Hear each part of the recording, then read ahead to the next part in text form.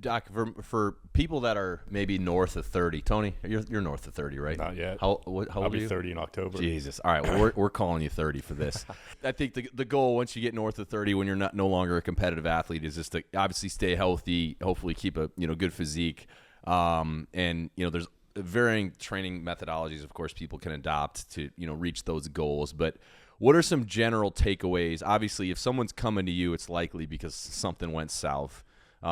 Doing this for many years, I guess, what are some tips for the listeners, for those that are, a little bit older? I think even, in any age north of 30, I think below 30, you can get away with some overtraining and you can, bounce back quicker. You can go drink 10 beers and still hit a hard workout the next morning. Those things don't apply at a certain age. I'm in that category now, Doc. So what would be some general tips for the listeners, and what are some things where people go wrong, and which ultimately lands them a seat at your office? Yeah, you don't want to see me unless you're at the bar together.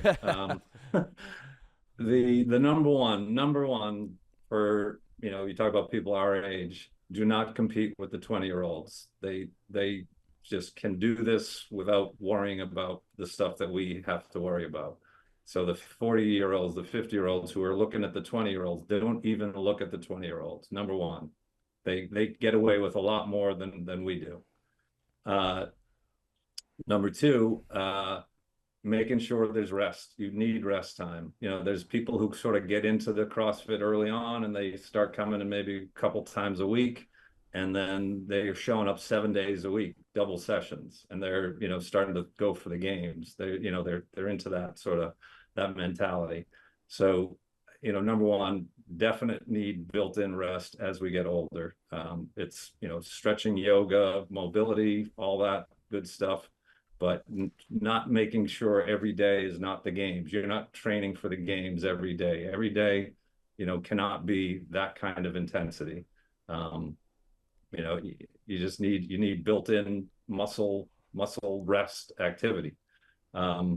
Other stuff, too much, too soon, too fast. Tendonitis, number one thing I see in the office. I hate seeing it because it's not surgery. No, I'm kidding. You're wasting my time here. Beat it. But yeah, number one thing I see, people just overdoing it, doing too much, too soon, too fast. I would say those are sort of the top three things that if I could impart that wisdom over the past 30 years to people, that would be helpful.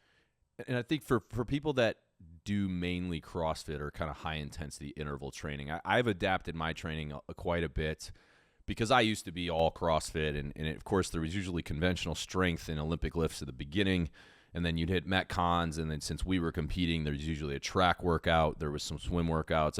It was pretty much every form of strength and conditioning, but it was a lot of volume. Now, of course, I don't need to do that anymore.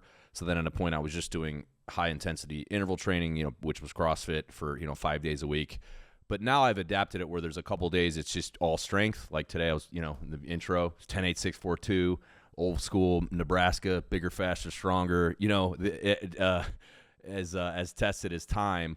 But then, tomorrow I'll ramp it way up and hit, maybe a 30-minute EMOM and just get after it with 3 different movements or something like that. So do you think that's better? Like, I guess what I'm asking is there risk of kind of adrenal fatigue of doing the high intensity stuff 5 days a week? Or, some people 6 or 7 days a week. I think that's probably an obvious yes. But I started doing some research because I was just constantly fatigued. And I thought maybe even though I'm only doing it 5 days a week, and some of the workouts, they're only 9 minutes, they're only 12 minutes. But it's of course when you're doing it, you're going. And I went back to some of my old football stuff of just like, all right, maybe there's some days where I shouldn't really get out of breath and just move big weight and just work the big muscle movements. And then, the next day you can ramp it up, because I still want to maintain conditioning. I don't want to be that big meathead that gets out of breath going up a flight of steps.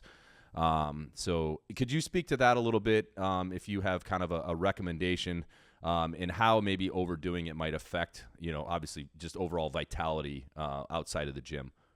I think that's great. I think I like that, not going hard 5 days. You don't have to get heart rate to the 180s 5 days a week, and cortisol, as you said, is a stress hormone. So if you're being stressed 5 days a week, you could get into some stress reactions where your cortisol levels, can start to be affected. And then, yeah, if it starts affecting your sleep and your work and your fatigue level, yeah, certainly I'd see a lot of overtraining. And, in the military too, the number one reason for disability, temporary disability is overuse injury, and back pain. These are two things that are probably preventable. Being smart, picking and choosing your battles, knowing when you got to push hard but also incorporating that rest and injury. I can't emphasize enough, to be in shape and to be fit is to not be hurt. Like that's like the negative of being fit is being hurt.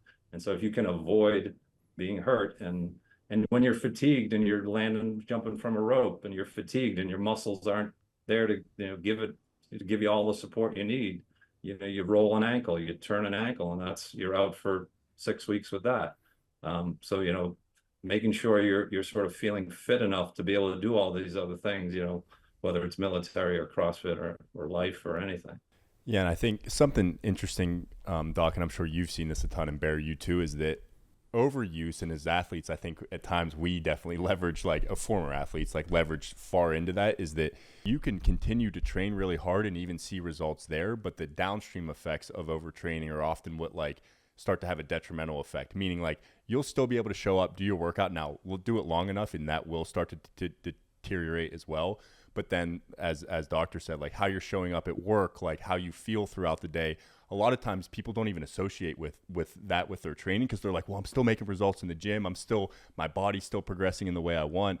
But it's well, how do you feel? How's your sleep? How are you, how are you able to show up at work and for your family? And that's where I think a lot of people start to connect the dots. And for people who have trained hard their whole life or with athletes, the light bulb kind of comes on of oh my gosh, this isn't I need to do a newer type of workout. This is I actually need to take a step back and maybe not rev my system for so many days in a week.